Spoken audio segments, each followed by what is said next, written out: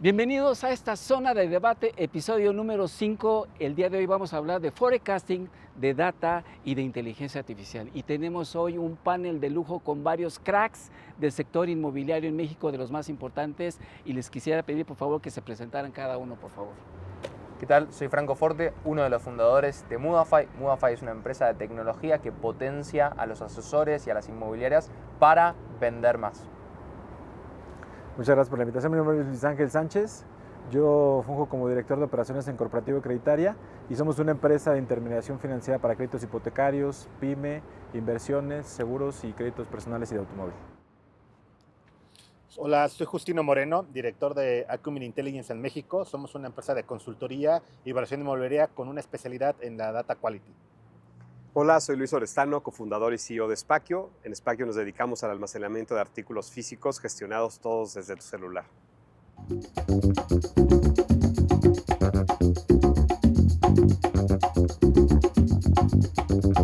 Bienvenidos a este episodio número 5 de Zona de Debate aquí en Inmuebles 24 Televisión. Y hoy tenemos un programa muy especial. Tenemos a 4 panelistas, a 4 cracks del sector. Y tengo el gusto de presentar aquí a Franco Fortes, co-founder y CEO en la PropTech Mudafy. ¿Cómo estás, Franco? Muy bien, muchas gracias. Un placer estar aquí en Inmuebles 24 compartiendo con ustedes. Muchísimas gracias. Tenemos a Justino Moreno, él es director de consultoría en Acumen Intelligence. Muchas gracias, Mario. Buenos días y gracias por la invitación en Inmuebles 24. Sí, muchísimas gracias. Tenemos a Luis Sánchez, él es director de operaciones en Creditaria. Un gusto estar aquí con todos los panelistas. Muchísimas gracias por la invitación. Sí, también tenemos el gusto de estar con Luis Orestano Robledo, co-founder y CEO en esta PropTech Spakio. Muchas gracias, mi estimado Mario, y gracias Inmuebles 24 por la invitación. Encantado de estar por acá. Y precisamente el día de hoy vamos a abordar 3 verticales que son muy importantes en este año que está iniciando 2026. Es el forecasting, es la data y también es la inteligencia artificial. Y quisiera empezar precisamente con Franco, preguntarte, Franco, acerca de qué tendencias crees dentro de tu segmento, obviamente, que van a ser fundamentales en este 2026. A ver, creo que lo decías bien, ¿no? Como todo lo que es los datos, el profesionalismo. Mudafy está principalmente en la industria de vivienda y en particular cada vez veo más asesores profesionalizándose, utilizando la data a su favor, ya sea para a la hora de hablar con un propietario, no solo hablar de emociones o por qué el precio de salida al mercado, por qué hay que reajustar, qué es lo que estamos haciendo bien o qué es lo que estamos haciendo mal, mucho más basado en datos, ¿no? En las visualizaciones de nuestros anuncios, las interacciones, como tener mucho más ese componente de datos y obviamente cada vez apalancados con todo lo que es la inteligencia artificial para resolver un montón de tareas operativas o bien tener como alertas cuando algo se nos escapa, ¿no? Nos olvidamos de escribirle un mensaje, la inteligencia artificial puede estar leyendo nuestros mensajes y diciendo: acuérdate que quedaste con esto, con este cliente. Entonces todo lo que sea información de cara a profesionalismo de uno y del cliente final como inteligencia artificial para ser mucho más productivo y ser como un superagente, es todo lo que ya está pasando y se va a exacerbar en este 2026. Sí, y precisamente continuando con Luis de Creditaria, el mito es: el cliente no sabe nada, pero la realidad es que el cliente está bien informado. El cliente está bien informado y bueno, yo creo que coincido mucho con Franco. El uso de la data y la tecnología le va a dar mucho la pauta que el sector de los brokers, a lo que yo pertenezco, pues tenga mucho más herramientas para poderle dar una asesoría mucho más integral a los clientes, ¿de acuerdo?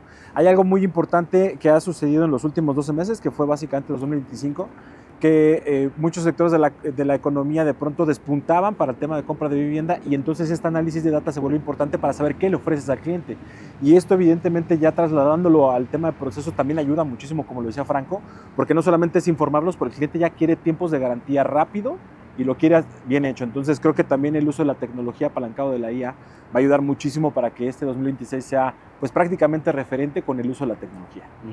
Sí, venimos aquí con Justino. Justino, uno de los mitos del sector mexicano es que el mercado está resiliente, pero la realidad es otra, y es que el mercado se está contrayendo. Aquí, ¿cómo se debe de actuar en este panorama de hacer el análisis, la prospectación del mercado? ¿Cómo lo están trabajando en Acumen? Mira, bueno, yo le diría que el 2026 va a ser un año de contrastes, ¿no? Porque tenemos justo estas dos bolitas, ¿no? La primera es donde vemos un mercado en algunas zonas donde se está contrayendo la generación de nuevos proyectos. Por ejemplo, en la Ciudad de México, los tiempos del desarrollo pues van incrementando, ¿no? Lo cual puede hacer que el mercado vea un menor número de oferta y precios más altos, ¿no? Pero en provincia vemos áreas y mercados que estén teniendo mucho boom, ¿no? Por ejemplo, hablando de un Guadalajara, que hoy en día en Guadalajara sí vemos el crecimiento de la vivienda vertical ha sido súper acelerada junto con los precios, ¿no? Y los precios ya se están estabilizando a un nivel donde es muy atractivo pues empezar a ver qué productos se pueden desarrollar. Hoy el mercado coincido tanto con Franco como con Luis en la parte de que está más informado el consumidor. El consumidor, existe tanta información en el mercado que es muy fácil encontrar desde una opinión de mercado gratuita, desde empezar a consumir ciertos datos y siempre va a llegar más notado. Entonces también es muy importante y los desarrolladores lo están viendo en la reputación de los mismos, ¿no? Cuánto están entregando, están avanzando con proyectos, están avanzando en la obra, etcétera, ¿no? Y precisamente con Luis Orestano de Spakio. Luis, ustedes trabajan sectores B2B, B2C, pero también pueden hacer una incursión en el e-commerce, en el segmento industrial. ¿Qué verticales ves que van a estar fuertes en este 2026? Sí, a ver, yo creo que todavía el e-commerce en México, ¿no? En Latinoamérica en general, sigue teniendo un espacio enorme para seguir creciendo, ¿no? Si comparas contra países pues, más avanzados, pues todavía la brecha sigue siendo grande y siguen cada vez saliendo más soluciones que habilitan que eso siga siendo una realidad. Ahora, nosotros, como dices, tenemos clientes B2B, B2C y algo que sí vemos, ¿no? Como una tendencia importante que seguirá dándose este año es este tema de migrar a modelos que den más flexibilidad, ¿no? Que no necesariamente quiere decir que hoy para oficinas el coworking, pero simplemente va a flexibilizar también al desarrollador de oficinas porque como compite ahora con esta solución, tiene que encontrar un esquema que no sea tan rígido como en la antigüedad, como lo es, por ejemplo, en la parte de vivienda. Nosotros seguimos mucho este tema del co-living, ¿no? Tenemos alianzas con empresas de co-living y vemos cómo vienen creciendo, todavía de una base muy chiquita, pero creemos que va a seguir siendo un tema relevante,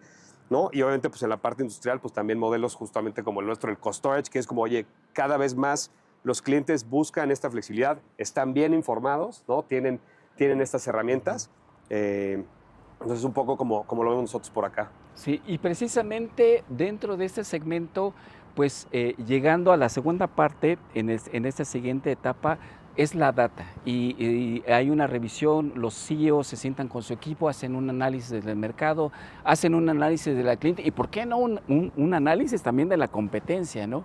En ese sentido, Franco, ¿cuáles son, digamos, las tres vertientes que deben de enfocarse ustedes en Mudafy de cara a ahorita se está contrayendo un poco el mercado, el panorama internacional a nivel Latinoamérica, pues tiene mucha turbulencia política? ¿Esa turbulencia ves que puede hacer ruido en el segmento comercial? A ver, yo creo que no, y creo que hay épocas, ¿no? Y lo hemos visto, ¿no? Hubo semestres donde se contrajo un poco el mercado en determinado segmento, ¿no? Si miramos el segundo semestre de 2025, el mercado, digamos, un ticket alto, más de 20 millones de pesos, se contrajo, pero creo que son momentos. La realidad es que no creo que haya cambios grandes, o no grandes, sobre todo con un componente más fuerte que es quién adopta mejor tecnología, ¿no? ¿Qué asesor, qué inmobiliaria se adopta mejor a la tecnología? Porque Mudafy está en México y Argentina, y ya lo vimos en Argentina, donde el mercado se contrajo casi un 70% en cantidad de transacciones, y la realidad es que un montón de compañías inmobiliarias como Mudafy crecieron un montón. ¿Por qué? Dando mejor servicio, asesorando mejor a los clientes con un montón de información, que obviamente te lo da la escala, ¿no? Pertenecer a una red grande.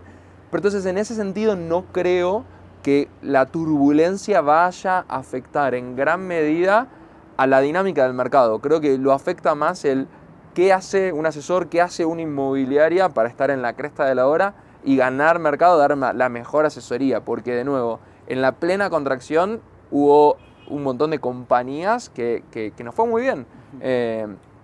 Creo que no afecta tanto. Y creo que a veces se percibe mucho más de lo que pasa, ¿no? En 2025 versus 2024, perdón, 2024 versus 2023, en realidad la gente cree que hubo menos transacciones, pero hubo más transacciones. Hablando de créditos hipotecarios, ¿no? Creció un 4 o 5%. Es verdad que se achicó el ticket promedio, pero digo, no pasó nada tan grave. Como que el mercado fluyó y vemos lo mismo para el 2025. O sea, todavía no están los números cerrados, pero el primer semestre fue un buen semestre y creo que el segundo fue aún mejor. Con lo cual, mi percepción es que no cambia más lo que hace uno en la industria y cómo la ataca. Sí, me quedo con ese dato de creció el sector 3 o 4%. Luis, me gusta el modelo de Creditaria, ya se están diversificando, hablamos antes de entrar al aire, ya se están diversificando, están los fondos de inversión, está crédito hipotecario, pero también crédito a empresas. ¿Cuáles son las 3 verticales? ¿Cuáles son las 3 tendencias que deben de analizar ustedes en Creditaria? Pues para diversificarse, para hacer más esa cohesión en estos mercados nuevos que están ustedes enfrentando. Ya, yo te voy a decir, creo que hay 3 verticales importantes. La número 1 es qué necesidad de crédito hay en cada uno de los estados de la República, ¿de acuerdo? ¿Cuál es la base de colocación para partir de esto? Hacer un análisis también, me parece que a mediano y largo plazo de bonos demográficos y mercado que va a estar disponible a mediano y largo plazo, es la primera. La segunda, me parece que es importantísimo saber cuáles son los principales destinos que van a atender esas necesidades de estos clientes que próximamente van a estar o comprando casa o un crédito o una póliza de seguro, una inversión. Y desde luego, creo que el tercer punto importante es entender qué tipo de economías tienen para saber qué producto le vas a ofrecer. Entonces creo que son las 3 principales.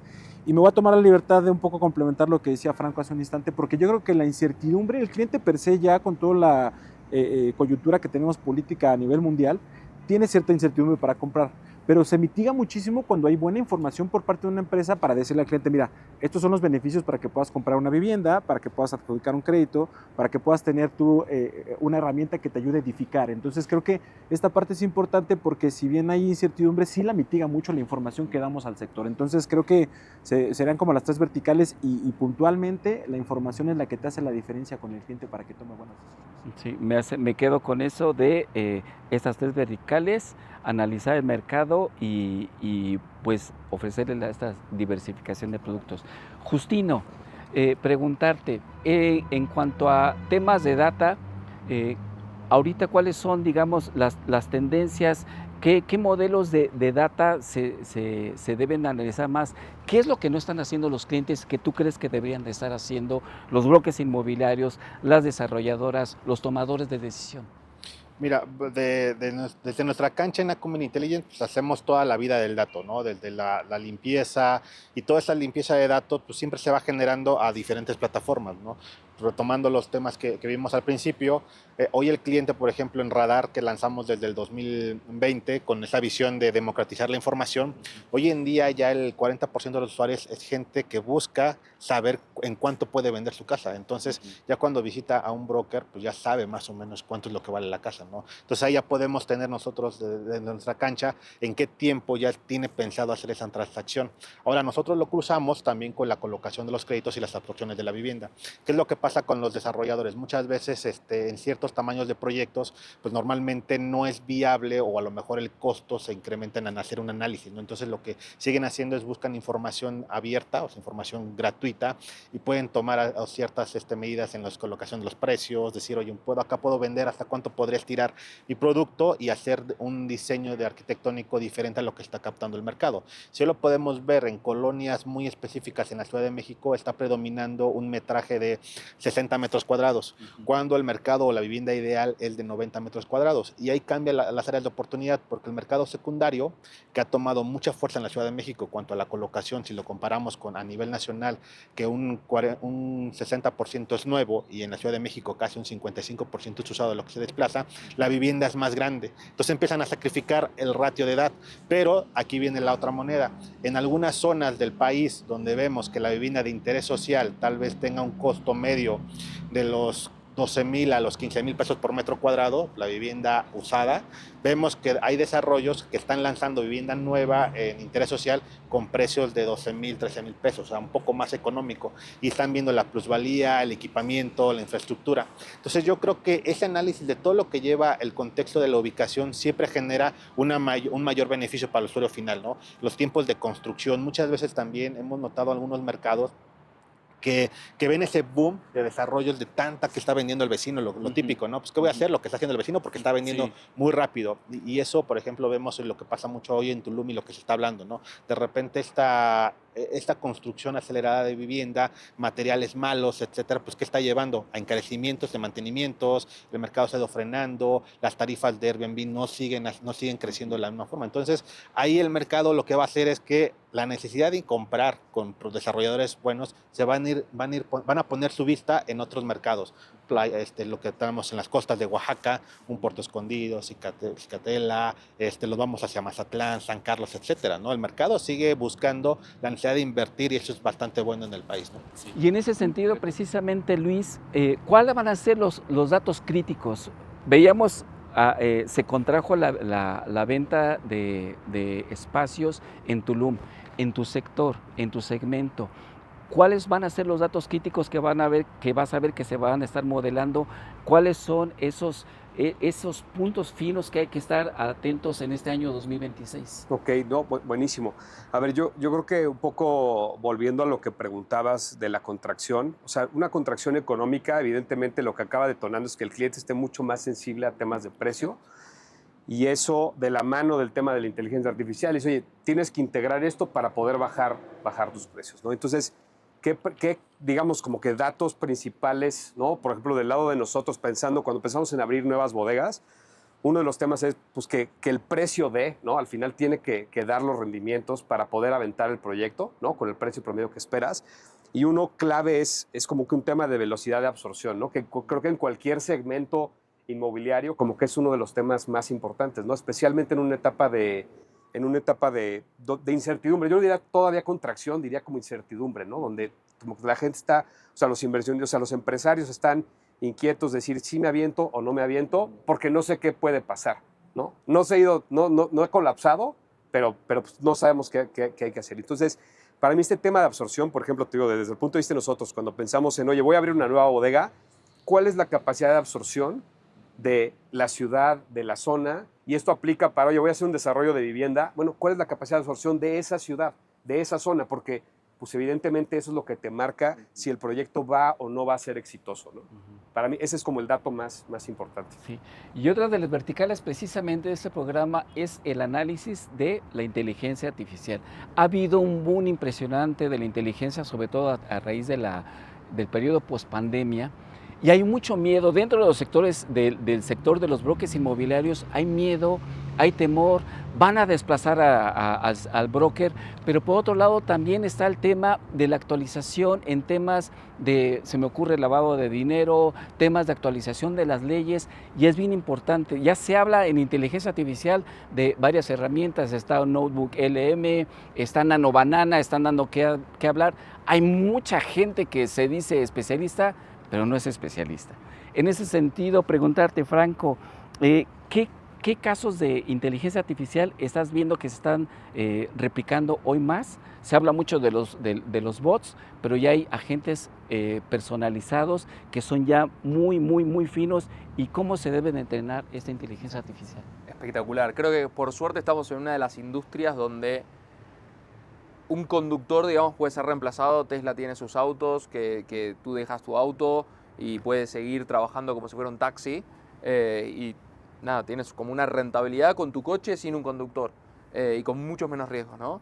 Y así hay un montón de industrias, ¿no? En manufactura, como ya tiene una precisión de poder separar hojas. Y en nuestra industria, mucho más emocional, el asesor sigue estando y creo yo que va a seguir estando.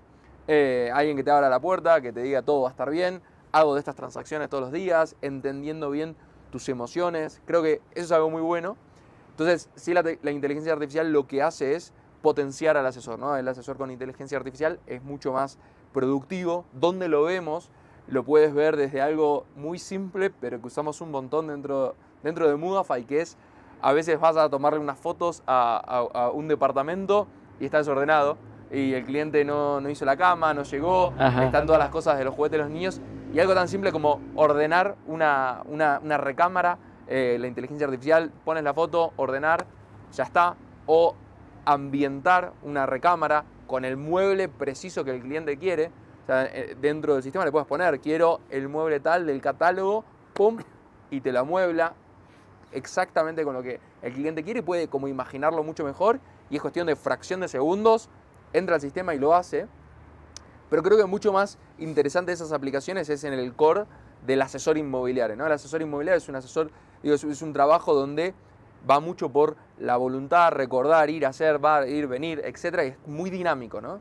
Y creo que la inteligencia artificial lo que puede hacer es interpretar todas esas conversaciones y estar constantemente ayudando y sugiriendo en cada conversación que tuvo con el cliente, con el recordatorio, con el marcar, tuviste una visita agendada, esto es lo que le mostraste, esto es lo que no, estas son las recomendaciones, ¿no? Entonces es como de alguna forma el asistente personal, como si tuviera un asistente, el asesor pueda tener un asistente que está leyendo las conversaciones, que está acompañándolo, tomando mejores decisiones, incluso en cosas muy simples como presentarse. Alguien, un bot inteligente que te está leyendo puede hacer parte de ese trabajo por ti o bien recomendarte todo el tiempo que lo hagas. O mismo algo más que también estamos trabajando en agendar. Agendar, a veces tienes que agendar con 3, 4 personas distintas y esto puede ir hablando y haciendo todo el trabajo y decirte, vi un espacio libre el viernes a las 3, todos me dijeron que sí, el viernes a las 3 nos vemos. Sí, que exactamente, y te va dosificando el trabajo en ese sentido. Luis, háblanos acerca de los secretos, de ese hilado fino de ustedes como Creditaria, ese tipo de franquiciantes. Estoy seguro que en algún momento dado ustedes ya has utilizado inteligencia artificial. ¿Cuál es la sugerencia que tú le darías a los desarrolladores, a los brokers, decíamos a los tomadores de decisiones? ¿Sabes qué? Pone atención a este tipo de inteligencia artificial. ¿Qué es lo que tú ves que debería de hacerse que no están haciendo los clientes? Mira, yo te diría, o sea, parece que este modelo de la inteligencia es incipiente y no es cierto. O sea, esto ocurrió ayer y ahorita lo que nos estamos encontrando es que evoluciona muy rápido la tecnología. Hoy te puedo decir que más allá de una recomendación es hacerle saber en dónde se está utilizando la inteligencia, porque prácticamente modelos de predicción de riesgo, los bancos ya lo están trabajando con inteligencia, ¿de acuerdo? Mejora de procesos, los bancos ya también lo están trabajando en inteligencia. En los perfilamientos de clientes. Totalmente, ¿no? Perfilamiento mucho más preciso. Entonces, esas herramientas te ayudan.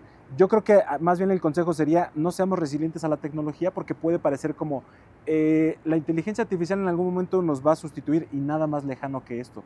En Estados Unidos, por ejemplo, ya hay una hipoteca que es 100% digital y la gente sigue acercándose con el broker porque no compra una casa cada 8 días. Es un patrimonio que es para la familia y que no cuesta 3 pesos. O sea, no es una inversión 3 pesina. Tiene de por medio un enganche y hay mucha responsabilidad que tomar. Entonces yo lo que diría es, para modelos de riesgo, para mejorar en procesos, el uso de la tecnología es importantísimo, sobre todo en la IA.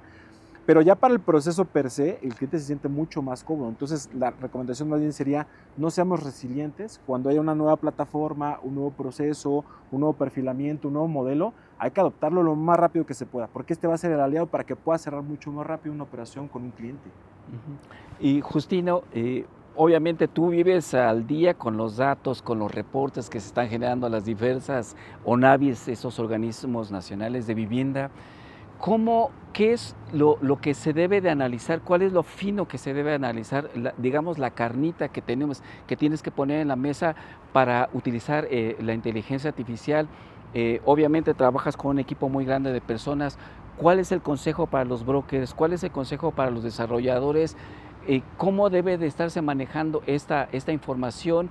¿Y qué es lo que tú crees que hace falta en el sector? Sobre todo tú que estás muy metido en el análisis.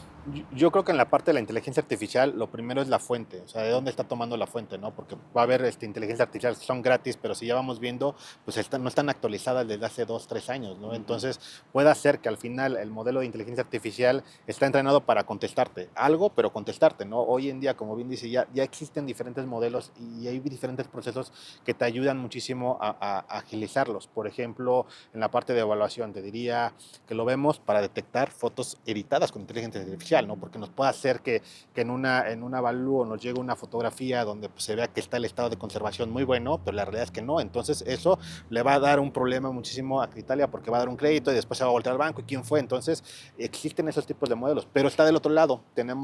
Ayudamos a un portal en España donde incluso con la inteligencia artificial podemos hacer los render y decirle al cliente, la vas a remodelar, va a ser una reforma de la vivienda, ¿qué estilo quieres? Con ese estilo hace el render y te saca un costo aproximado de cuánto es lo que va a costar ajustar, hacer las mejoras, ¿no? Entonces puede llegar hasta el infinito donde quieras, siempre y cuando la base o lo que está alimentando sea es lo más importante. Por eso es que nosotros, el equipo más robusto, tal vez sean en gente de Data Science, que están todos los días está revisando la información, mejorarla, normalizándola, etcétera, ¿no? Ahora, en la parte de nosotros, que es el día a día del estudio de mercado, nosotros levantamos nuestra información de manera primaria en el sitio, hacemos encuestas, etcétera. Nos ayuda a agilizar muchísimo.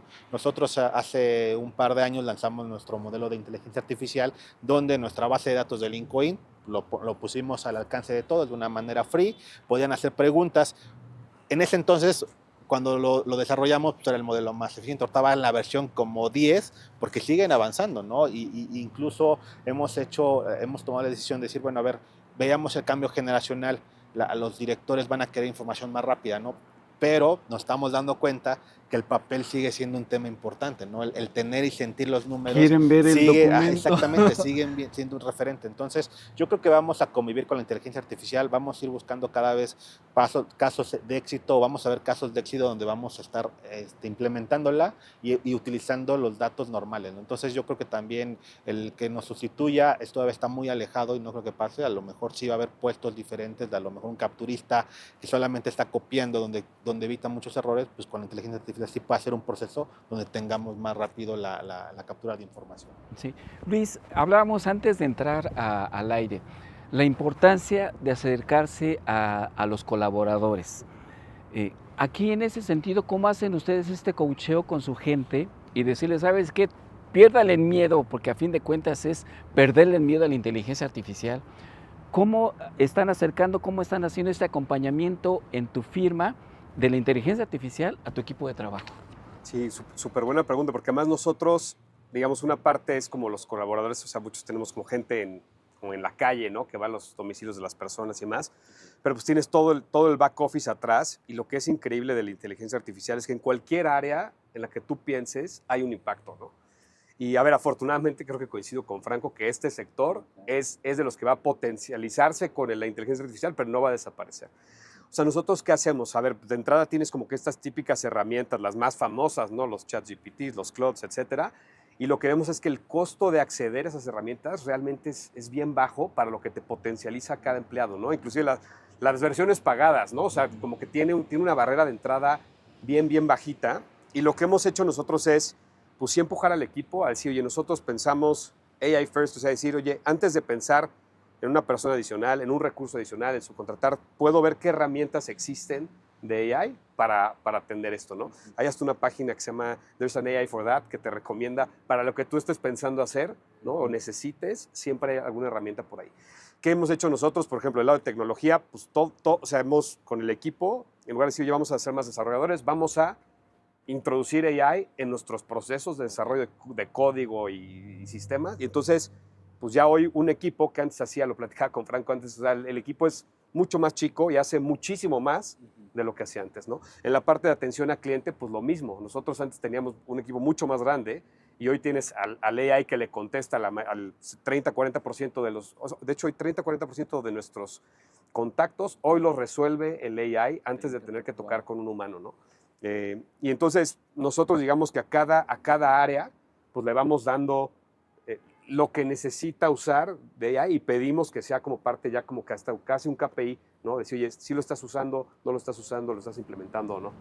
Y precisamente para hablar en esta siguiente etapa del programa, vamos a hablar del forecasting, que es hacer un análisis del mercado, hacer un análisis de la competencia, hacer un análisis de cada uno de los players del sector y en ese sentido preguntarte a ti, Franco, ¿cómo están haciendo este análisis, obviamente del mercado, ¿no?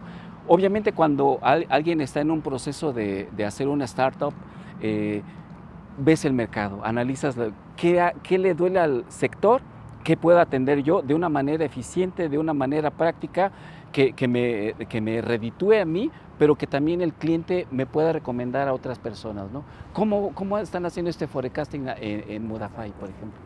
Bien, o sea, nosotros tenemos como dos clientes al mismo tiempo, ¿no? O tres si quieres. Uno es el cliente final, aquella persona que quiere comprar, vender o rentar.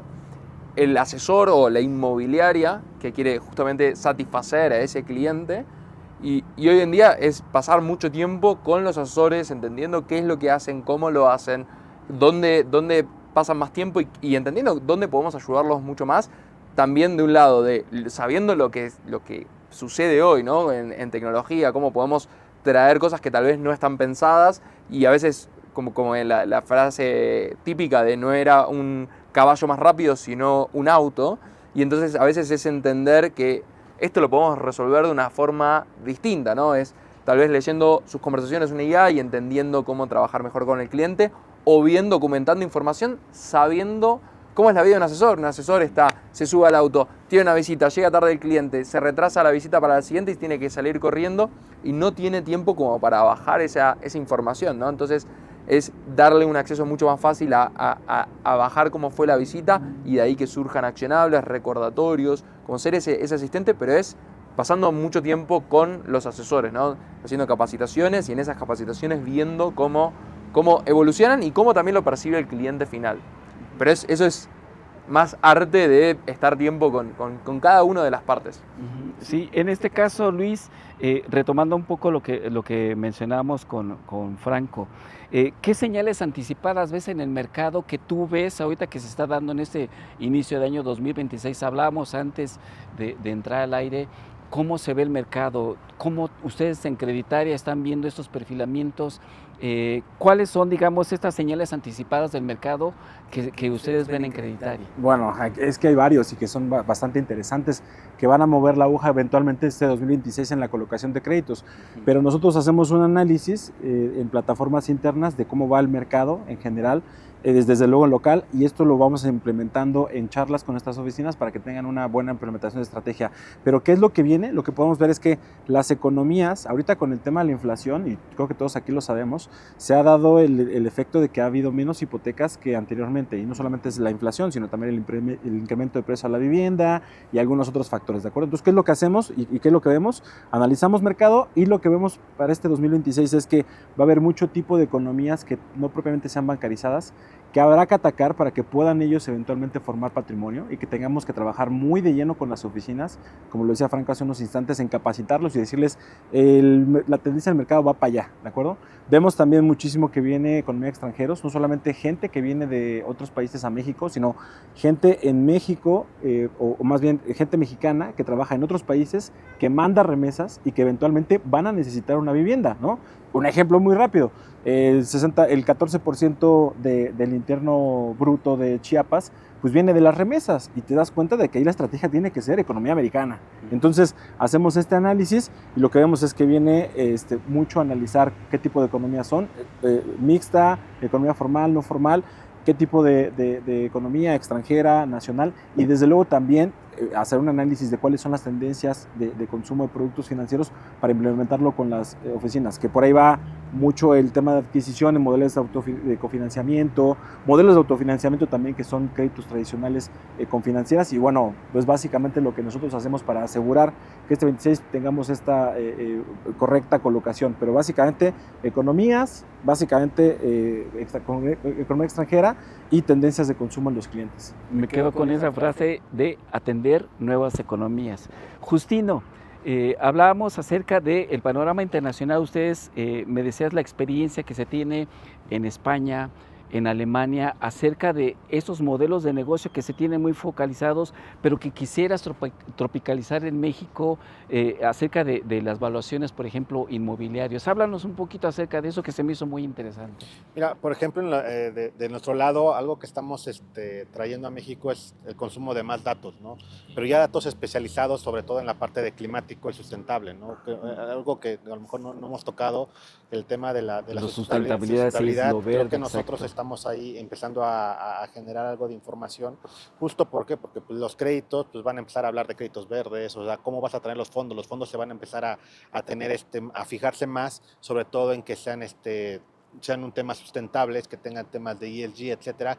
Nosotros estamos armando diferentes información para que se pueda calcular toda esta parte, ¿no? La eficiencia de los hogares, cómo saber que los hogares puedan tener una mayor plusvalía cuando tienen una eficiencia alta o cuando dejan bajar o cuando llegan a bajar, ¿no? Los edificios, etcétera. Y con esto pues va en función a los modelos de evaluación automática. Normalmente tradicional el modelo de evaluación automática es pongo ciertas características de inmueble y me arroja un valor, ¿no? Pero dentro de esa evaluación pues ya podemos ir incluyendo diferentes reportes fotográficos, diferentes condiciones, y esto te va a generar a lo que tendrías que hacerle para mejorar tu vivienda en temas sustentables. Entonces esto te va a llegar a hacer una mejor propuesta financiera o negociar mejor el costo de la vivienda, ¿no? Yo creo que de nuestra parte estamos generando muchísima información en estos aspectos, es donde creemos que los próximos años el tema sustentable va a empezar a generar bastante ruido.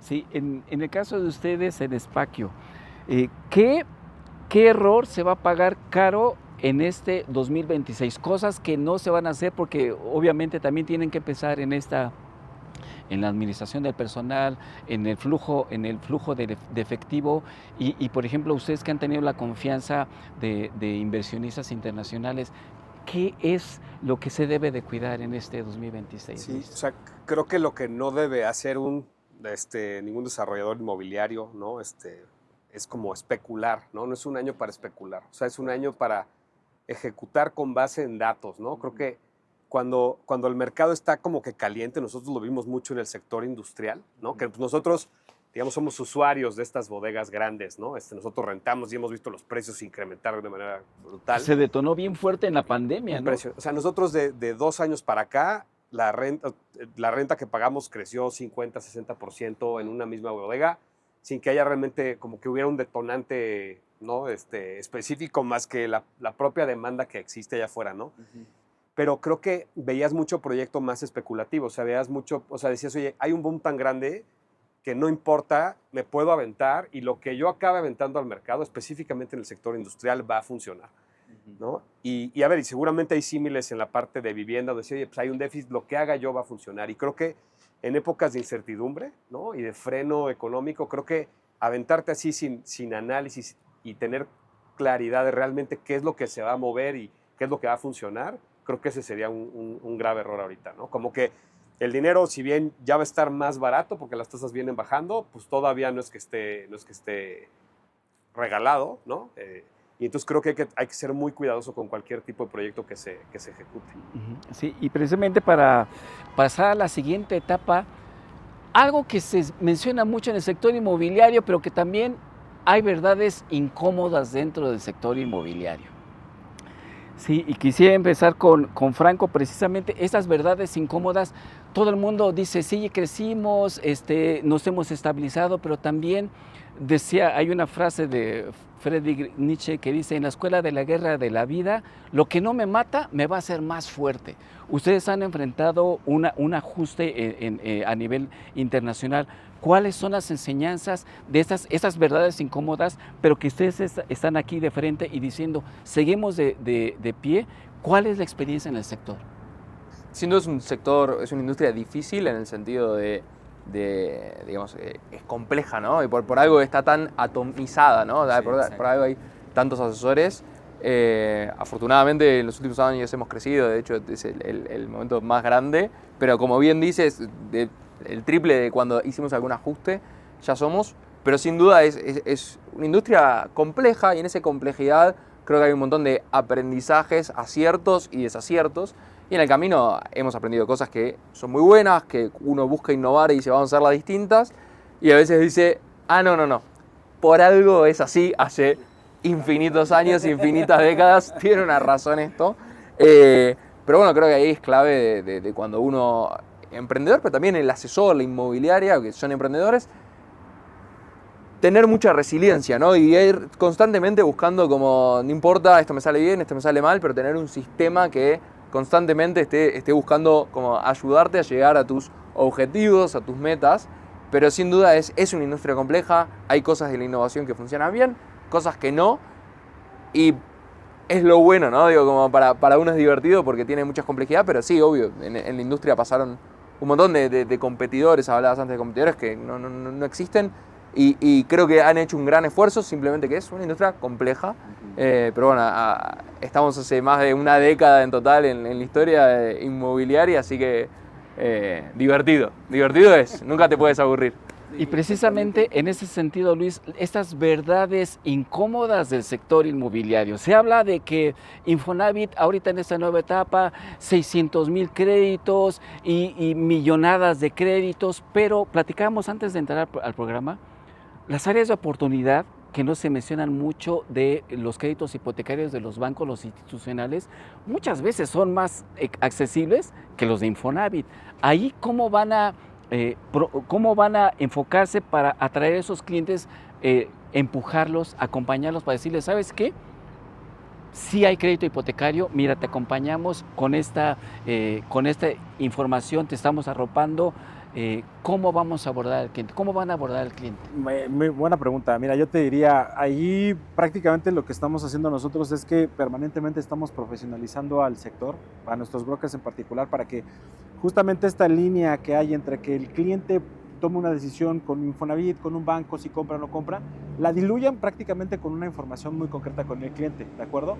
Hoy te puedo decir, dentro de las verdades incómodas también, que de pronto pensamos, cerramos el ejercicio con el 3.69% de inflación, que si a mí me lo preguntas me pareció como un 8, pero de verdad, o sea, yo lo percibo así. yo lo percibo como un 8, pero aquí el punto es, esto también tiene unas mitigantes que tiene mucho que ver con la capacitación, porque no es que el cliente per se por la inflación no pueda comprar, lo que pasa es que a lo mejor no tiene las herramientas necesarias para saber cómo perfilarse, si con un banco, con una financiera, y es ahí donde el broker ya hace todo el sentido del mundo. Es un servicio gratuito, te dice por dónde sí, por dónde no, lleva procesos legales, jurídicos y estructurales del inmueble, y es un conocedor al 100%. Entonces, yo creo que la capacitación va a hacer que todo este déficit de 8.5 millones de viviendas que tenemos en el país ayude desde la figura del broker para que el cliente tome mejores decisiones y que eventualmente el negocio siga en marcha. Entonces, yo creo que la capacitación es punta de lanza para que el cliente se sienta confortable, y este gap que tuvimos en cuanto al cierre de ejercicio 2025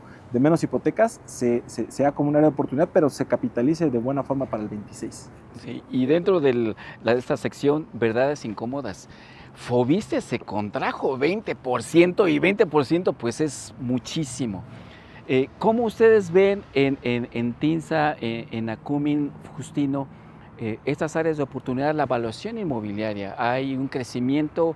¿Hay más competencia dentro del sector? Sí, yo veo competencia en cuanto a evaluaciones.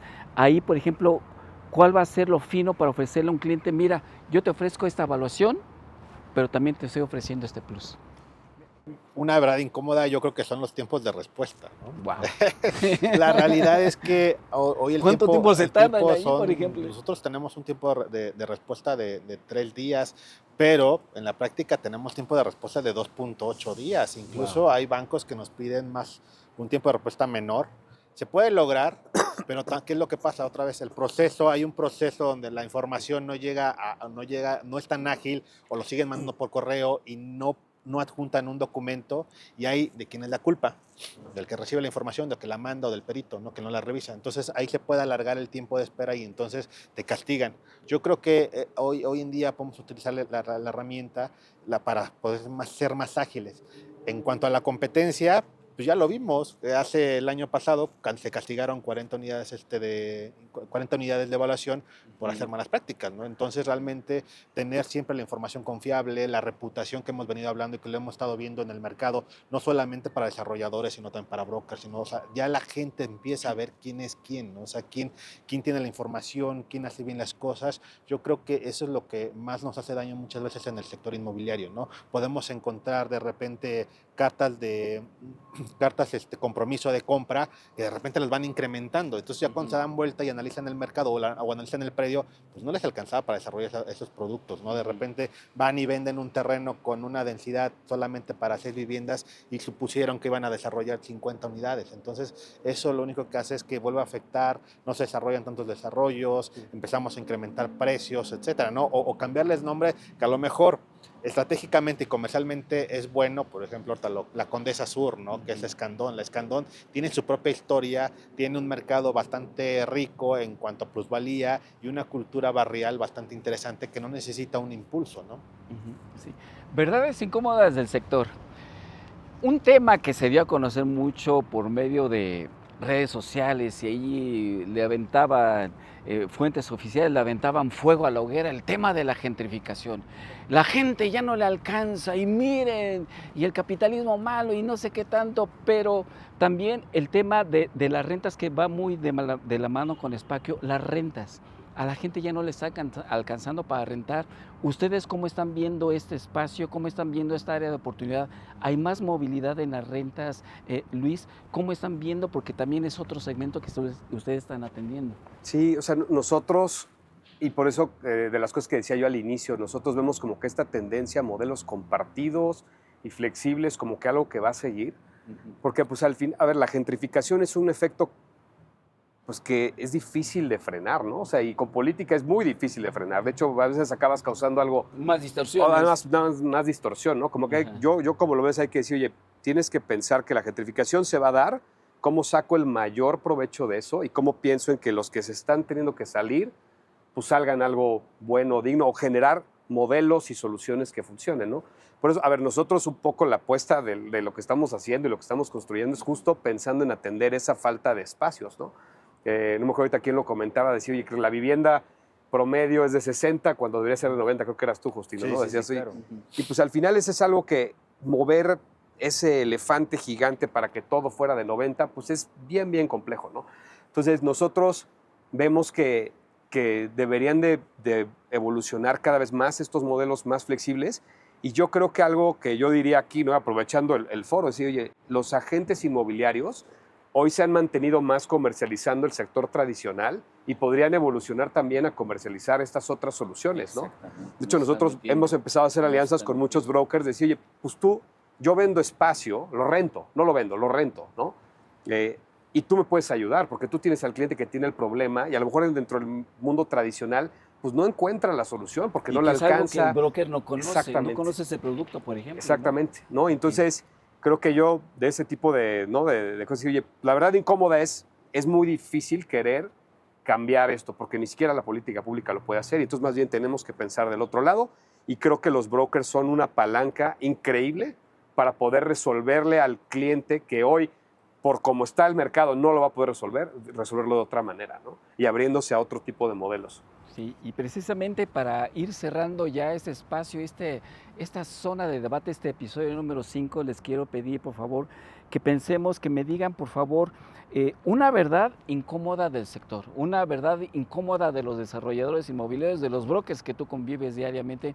¿Cuál es algo incómodo que se debe de decir en cuanto a los brokers inmobiliarios? Ya lo habías mencionado. Creo que sí, es profesionalismo y la verdad que hay mucho se habla mucho de profesionalismo, pero creo que es algo que falta mucho, ¿no? Falta un montón poder hablar como ahora decíamos. Profesionalismo es que se comprometan como. Profesionalismo es mayor educación como broker inmobiliario, como asesor inmobiliario, en entender componentes financieros, en entender componentes de mercado de una propiedad está en el mercado, le va bien, le va mal, entender que lo que está listado no necesariamente se vende, y decir la verdad incómoda también de tu propiedad no vale esto, y es lo que es, y no perder tiempo. Creo que es profesionalismo que se viene trabajando, pero creo que hay mucho espacio, que es mucho lo que hacemos en definitiva, ¿no? Es educar con estas herramientas, con estos datos, cómo hablarle mejor al cliente. Pero sí, en estos tiempos de respuesta también es otra verdad incómoda. El tiempo de respuesta promedio de un asesor sigue siendo bajo. Y el cliente espera otra cosa hoy en día. El cliente espera así, pum, Uber, ya está bajo. Pum, asesor, propiedad. ¿Cuándo me va a llamar? Ya firma la escritura, ¿no? Claro, no, es todo lo contrario, es lento.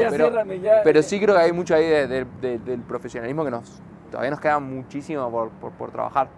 Diferencias entre broker argentino y mexicano. A ver, yo creo que hubo un componente de una de las franquicias empresas de Estados Unidos que fue a Argentina y machacó mucho la cabeza, o sea, trabajó mucho la cabeza de los asesores en esto, ¿no? En educar, profesionalismo, métricas, y creo que está en ese sentido como un par de años más avanzado en no hablar de, o sea, sale una propiedad al mercado, a las 2 semanas le tenés que haber mandado al propietario el informe de cómo viene performando cómo tu propiedad, cuáles son las métricas, haya consultas o no haya consultas, qué decisiones se están tomando, qué cambios hicimos, por qué, y es un sistema, tuvo este nivel de impresiones en Inmuebles 24, visualizaciones, es bajo, tenemos que estar 3 veces arriba, estos son los 3 cambios que hicimos, y si no es esto, es precio, no hay mucha ciencia, son pocas variables. Eso uno está mucho más acostumbrado, creo que en un tiempo, y creo que eso, yendo a la primera pregunta, en 2026, un asesor que no haga el reporte a su propietario a los 14 días, a los 30 días, con las acciones, híjole, no va a ganar. Va a desaparecer. Va a tener un inventario que no se va a vender y va a morir. Luis, hablábamos de verdades incómodas también. En Estados Unidos es fácil, abres una plataforma, abres un silo, te da cuánto cuesta esta casa, cuánto cuesta aquella, esta ha tenido tantos dueños. Aquí en México, ¿cuáles son los retos de no tener esa data por inmueble, por calle? ¿Qué está pasando, Luis? Bueno, te voy a decir que creo que el reto más importante es el uso que se le da a la información. Estamos hablando de que hay un marco jurídico y muchísimas más candados de seguridad en una economía como Estados Unidos, en donde tienen plataformas en las que le das un clic, ves el histórico del inmueble, quién lo tiene, por qué lo tiene, cuánto le costó, cuál es el proyecto, la proyección de precio del inmueble en tantos años. Y aquí en México esto se antoja complicadísimo. Yo te puedo decir que esto ayudaría muchísimo a que se puedan hacer como procesos mucho más limpios y mucho más rápidos, pero creo que el tema del manejo de la información tiene todo que ver en que este tipo de tecnologías no las podemos implementar aquí. Algo tan básico, en Estados Unidos, por ejemplo, pudieras meterte a un portal en el cual ves capacidades de pago de los clientes y donde, digamos, la información financiera del cliente converge en una plataforma centralizada para varios bancos. Aquí esto no sucede. O sea, si tú le dices a un banco A, al rojo, que comparte información con el azul, te va a decir, no, vamos mal, yo no lo voy a hacer así. O sea, vamos mal. Entonces, esto creo que tiene mucho que ver con la legislación, insisto, y también con los candados que pone cada país, pero prácticamente esto es algo que nos afecta de manera sectorial y que nos podría hacer que el cliente tenga una experiencia totalmente disruptiva a la que ya tiene en este momento y totalmente diferente. Sí, verdad incómoda, en México hay muy poca ciberseguridad. Totalmente. Y seguimos precisamente con las verdades incómodas del sector. Hay dentro del sector de la Sonavis, Sociedad Hipotecaria Federal, Foviste, Infonavit da unas cifras alegres, las cifras del bienestar, pero la realidad es que el mercado está manejándose con más cautela. ¿Cómo manejar estos datos que se están dando? Porque verdad incómoda del sector es que como que no están checando mucho las cifras, ¿no? ¿Cómo analizar este tipo de data que se está dando por parte del gobierno hacia los desarrolladores, que a fin de cuentas es bien importante para la toma de decisiones, ¿no? Sí, justo, y yo creo que mi verdad incómoda sería la colaboración, porque de ahí viene. Por ejemplo, cuando nosotros empezamos a analizar todos estos datos, pues ya por la experiencia que tenemos analizando en años anteriores, pues de repente somos muy sensibles en detectar incrementos muy altos o decrementos muy bajos. Cuando pasa eso, pues nos ponemos otra vez a la fuente, ver qué es lo que está sucediendo, si hay un error, volvemos a descargar la información, la limpiamos, etcétera, y hablamos por teléfono con los clientes. Va a haber clientes que son muy transparentes, nos pasan, oye, me está yendo así, yo siento que va el mercado de esta forma, y con eso, con esa comunicación podemos generar datos u opiniones que pueden ayudar a todo el mercado. Sin embargo, hay muchos desarrolladores que son muy cerrados a eso, ¿no? Y eso va... Y eso se ve mucho en el sector, lo vimos cuando las PropTech en el 2020 que salieron, nos hablaban nosotros pidiéndonos información, sí, vamos a colaborar. Pero ya cuando llegábamos al punto de cómo colaborar, pues era siempre el freno, ¿no? ¿Quién eres? No, pues es que tú eres una empresa muy grande y pues no, yo quiero nada más con pura startup, etcétera. Hoy ya no vemos a muchas de esas empresas en el mercado.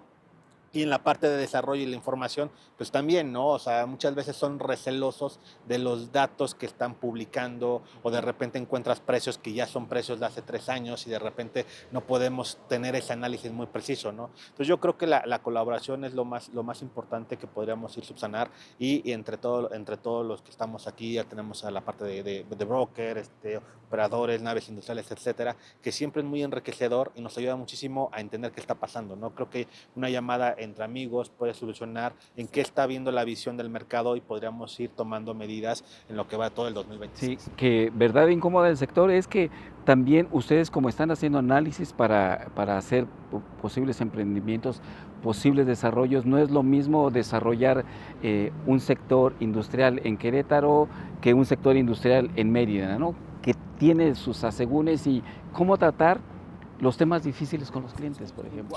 Wow, bueno, a nosotros fíjate que esto es algo que nos agradece el cliente cuando les decimos no va por acá, Agradecer lo difícil, exactamente. no da el mercado, porque muchas veces pasa, ¿no? De repente alguien le contó y va a ser una historia aquí de, no voy a decir nombres, pero ya estaba, Serían nombres incómodos. ya estaba firmado, o sea, ya estaban por firmar el contrato de aportación del terreno, todo un año de comercialización, ya estaba definido el anteproyecto. ¿Y qué pasa? Pues a nosotros ocupa nuestra plataforma, pues ven la información, los datos, y de repente uno de los socios que iban a comprarla, bueno, iban a aportarle, le preguntan a un amigo, oye, ¿y tú cómo ves? No, Mérida se está cayendo, se está muriendo, pum, se cayó la venta. Híjole. Se cayó, se echó para atrás, todos a un año de trabajo por una opinión. Sí, Nos hablan a exactamente. nosotros, oye, Justino, explícanos.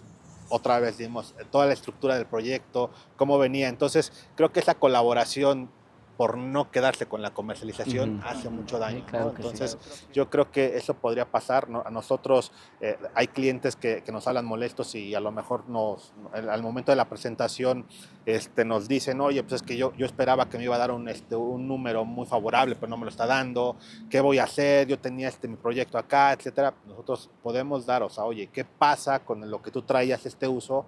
Y le damos la recomendación, bueno, si no es por este camino puede pasar este caso, ¿no? Y incluso en otros aspectos también, platicaba hace rato con Luis Luis de un proyecto que desarrollamos, que empezamos a ver los números, los ingresos, y nos daban unos números, unas cifras estratosféricas, que nosotros decíamos, está bien, vete a revisar, hablamos a gente de España, oye, han hecho algo así, hablamos en Chile, oye, han hecho algo así, nos dieron luz y entregamos el producto.